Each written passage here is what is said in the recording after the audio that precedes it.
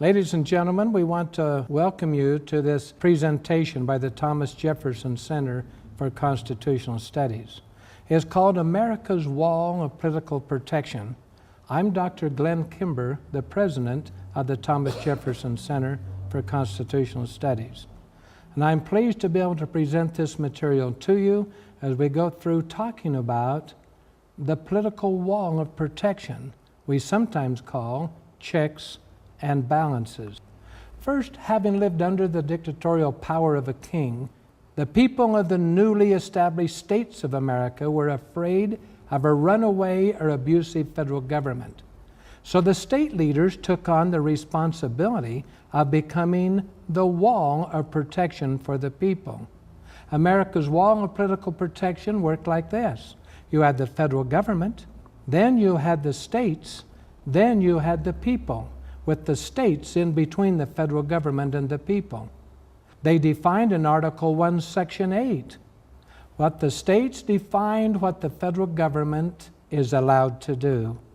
It is interesting that the federal government was granted only 20 powers. It's interesting to go through and see what those 20 powers were.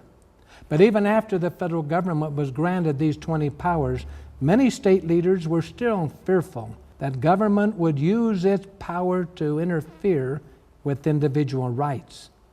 They therefore adopted the Constitution with the provision that there would be a Bill of Rights. The Bill of Rights defines the powers the federal government is not allowed to do. America's wall of political protection then looked like this. You had the Bill of Rights, and it became part of the state responsibilities. And the federal government shall not interfere with freedom of religion, speech, press, assembly, etc. Now, America's wall of protection ensures a balance of power. But what does balance of power mean, and how is it achieved? Under the Constitution, the structure of the federal government creates a balance of power. To keep the government in balance, a system of checks was created by the founders. Here is how it works. This is the balance.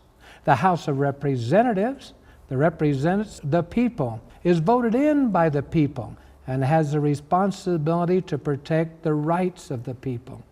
On the other side, we have the Senate, is selected by state legislators and has the responsibility to protect and represent the states' rights. And the president would be the administrator on behalf of the House and the Senate. Now these are the checks to ensure the balance. The House of Representatives has veto power over the Senate and over the president. The Senate has veto power over the House and over the president. And the president can veto the House and the Senate. What this would do is that this balance of power ensures that no laws can be passed upon the people unless the people's rights and the states' rights are protected and satisfied. Hence, the states say we are protected, happy, and satisfied. The people say we are protected, happy, and satisfied because of the checks and balances. Now, to further understand this, let's look at some of the main responsibilities and duties of the House of Representatives. Remember, they have power to veto.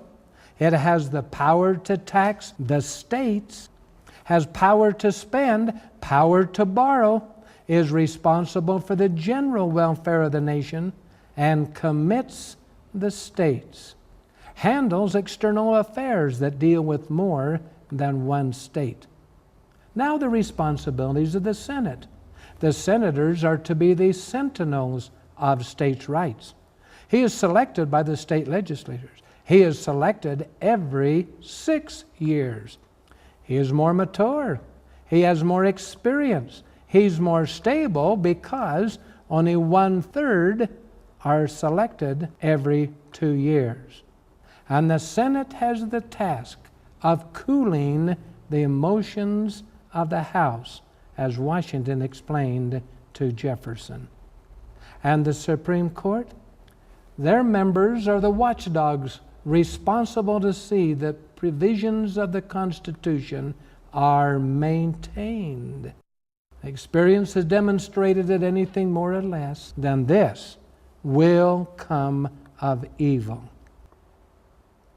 Constitutional authorities have pointed out that the 100 major problems facing America today are all the result of our ignoring or abandoning the principles of the original Constitution. How did it happen? After 130 years of constitutional success, the balance of power came under severe attack. The shift away from the balance of power entered when the people were taxed directly instead of taxing on the states. This happened with the 16th Amendment, when it shot a hole directly through the protective wall at the poor taxpayer, stealing his money as the people are taxed directly. This the Founding Fathers would call taxation without representation. This same year, the states' rights were virtually destroyed. This was done by the 17th Amendment. When the 17th Amendment came, aimed directly at the senators, knocking them right off the wall. The power was taken away from the state legislatures to select senators. Power was given to the people to elect their senators. Is that bad? Well, the senators thus had to create ways to spend money in the states in order to get reelected. The senators were forced to provide jobs instead of protecting jobs. The incentive to watch over their state was abandoned. Senators then bribed their voters with promises to spend tax money on them. They needed to do that in order to get reelected. This procedure for bribing the voters was explained by Harry Hopkins, advisor to Franklin D. Roosevelt. Hopkins told elected officials, including the president, the secret to getting reelected. Here was his counsel in his exact words. See if this doesn't sound familiar today. The secret to reelection, he said, is to tax the few, then spend the money on the many. Hence, you would elect the incumbent.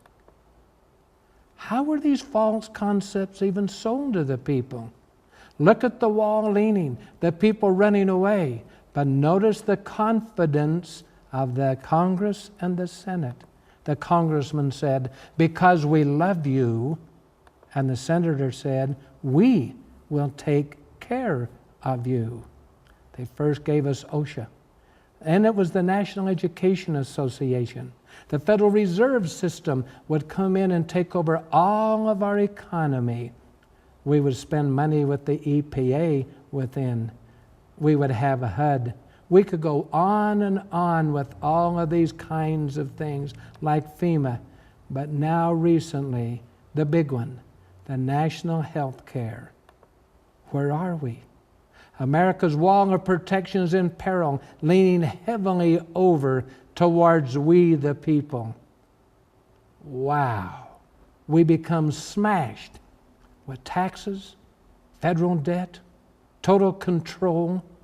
We the people could just cry out, help. The wall of protection was destroyed with the consent of the Supreme Court, you notice. Now there are no longer any checks. There's no longer a balance. Total political control has been transferred to Washington, D.C. Excessive debt has been forced onto us and our posterity.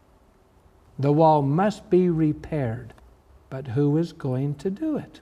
Will you be one of those? We, the people, must now restore America's wall of political protection. Among many other things, here's a beginning. We need to turn to our Creator, for from Him we receive our unalienable rights. We need to reinforce our religious liberties. Vote for power in the people again. We have to repeal the 17th Amendment so we can rebuild states' rights. We have to repeal the 16th Amendment and restore the free enterprise system. We must stand the wall back up, heal it, and we must work together. All of this is only the beginning, however.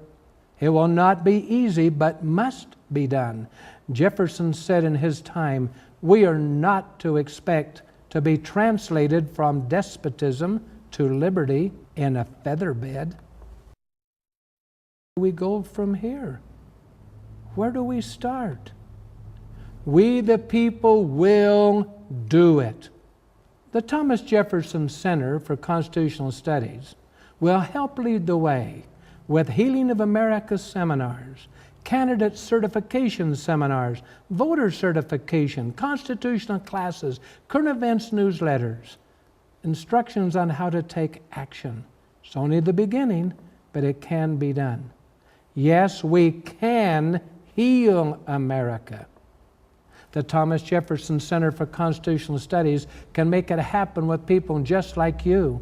So if you really love America, if you love the founding fathers and have confidence in them like we do, if you are concerned about our country and would like to be part of the healing of America, join with the Thomas Jefferson Center. Learn with like-minded people how to reestablish the Constitution as the guiding law of our land. We can put America back on the path to prosperity and success. Government based on the Constitution. Now